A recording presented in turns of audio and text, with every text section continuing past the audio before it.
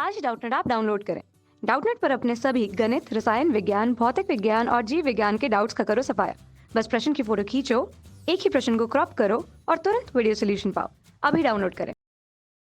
प्रश्न है 0.5 किलोग्राम से पिंड को एक स्प्रिंग से लटकाकर ऊपर नीचे दोलन करवाया जाता है तथा कंपन का आयाम 0.5 मीटर तथा आवर्तकाल 1.5 सेकंड है। तो ज्ञात करो पिंड की अधिकतम चाल, अधिकतम गतिज ऊर्जा, संपूर्ण ऊर्जा तथा स्प्रिंग बल नियतांक। तो आइए एक एक करके इन प्रश्नों को हल करते हैं। सबसे पहले हमें निकालनी है पिंड का अधिकतम चाल,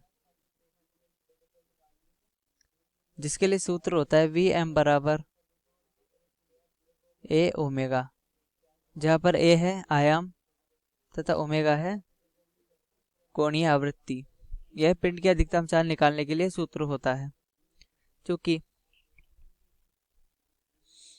हमारे पास ए का मान है 0.5 मीटर तथा ओमेगा बराबर 2π/t यानी कि 2 गुणा 3.14 बटा 1.57 बराबर 4 रेडियन प्रति सेकंड। तो इस प्रकार Vm यानी कि अधिकतम चाल आ गई 0.5 गुणा 4 यानी कि 2 मीटर प्रति सेकंड। अब हमें निकालनी है अधिकतम गतिज ऊर्जा।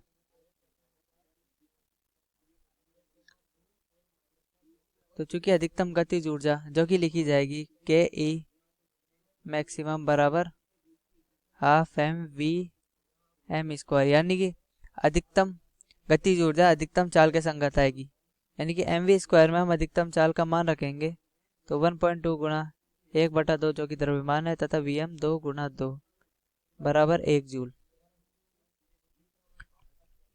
तो यह हो जाएगी।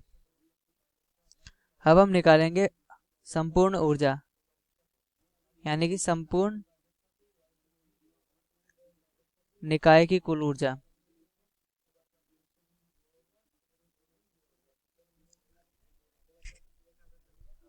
तो संपूर्ण निकाय की कुल ऊर्जा निकालने के लिए हम जानते हैं कि वह E बराबर आएगी के ई प्लस पीई, यानी कि गतिज ऊर्जा प्लस स्थितिज ऊर्जा, यानी कि किसी बिंदु पर गतिज ऊर्जा प्लस उसी बिंदु पर स्थितिज ऊर्जा। यदि हम बिंदु मध्य स्थिति लें, मध्य स्थिति पर, तो मध्य स्थिति पर जो स्प्रिंग है उसके अंदर कोई स्थितिज ऊर्जा नहीं होगी। मध्य स्थिति पर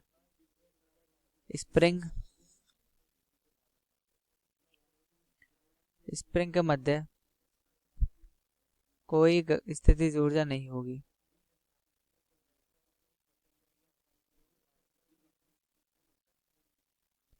क्योंकि मध्य स्थिति पर स्प्रिंग ना तो संकुचित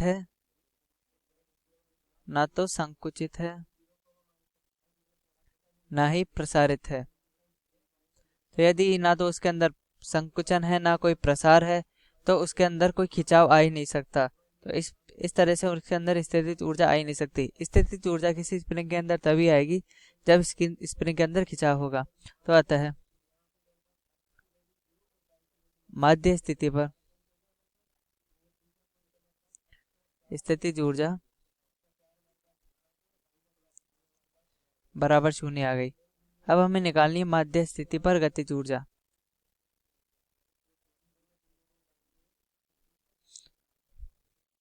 जो कि हो जाएगा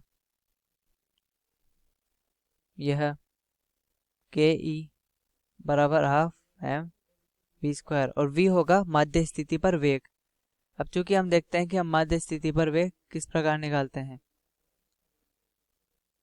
तो चूंकि मध्य स्थिति पर वेग हम जानते हैं कि मध्य स्थिति पर वेग अधिकतम होता है। मध्य स्थिति पर वेग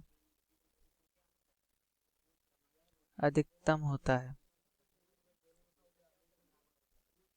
यह भी एक याद रखने वाला बिंदु है कि मध्य स्थिति पर न तो स्प्रिंग के अंदर कोई स्थितिज ऊर्जा नहीं होती तथा मध्य स्थिति पर वेग अधिकतम होता है, यानी कि मध्य स्थिति पर जो गतिज ऊर्जा हो जाएगी वह अधिकतम हो जाएगी। तो आता है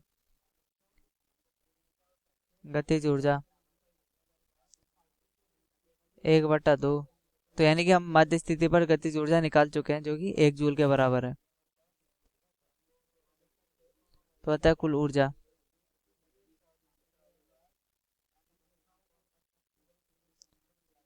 E बराबर 1 जूल।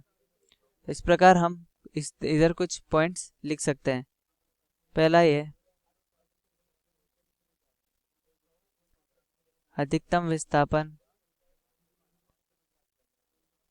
व न्यूनतम विस्थापन पर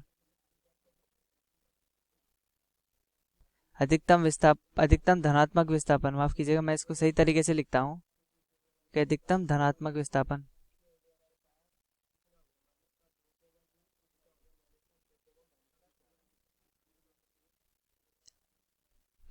व अधिकतम ऋणात्मक विस्थापन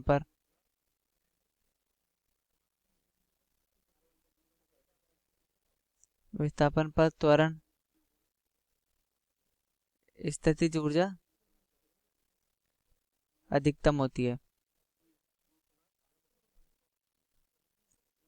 क्योंकि त्वरण का सूत्र होता है A बराबर माइनस ओमेगा स्क्वायर एक्स तथा इसका स्थितिज ऊर्जा का सूत्र होता है हाफ के एक्स स्क्वायर। तो यदि k का x का मान अधिकतम होगा तो a का मान भी अधिकतम होगा ही होगा। अब बात करते हैं माध्य स्थिति पर। माध्य स्थिति पर वेग व गतिज ऊर्जा अधिकतम होती है।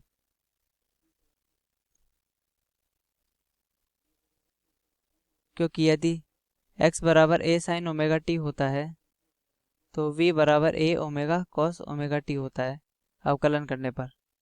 तो हम देख सकते हैं कि t बराबर 0 पर x बराबर 0 आने वाला है और उसी t बराबर 0 पर v का मान अधिकतम आएगा।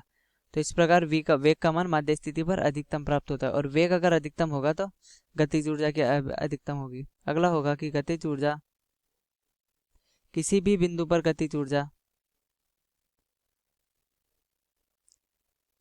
किसी बिंदु पर गतिज ऊर्जा प्लस स्थितिज ऊर्जा हमेशा नियत होती है।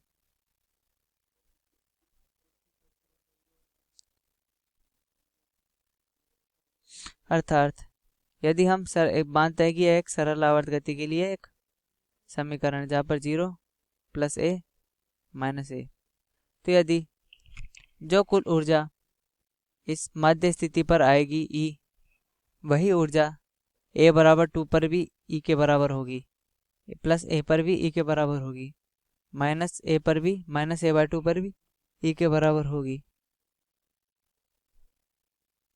तथा माइनस a पर भी E के बराबर होगी। तो हम यहाँ पे देख रहे हैं कि जो भी गतिज ऊर्जा के मान है वह नियत प्राप्त, कुल ऊर्जा का मान है वह नियत प्राप्त होगा। अब हमसे प्रश्न में चौथा भाग पूछ रहा है स्प्रिंग नियतांक। स्प्रिंग नियतांक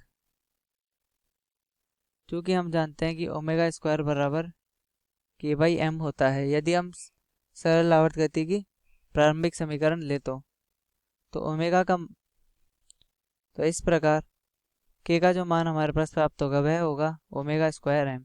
क्योंकि हम ओमेगा का मान ऊपर प्रश्न में निकाल चुके हैं जो कि है 4 रेडियन प्रति सेकंड तथा द्रव्यमान 0.5 किलोग्राम दे रखा है।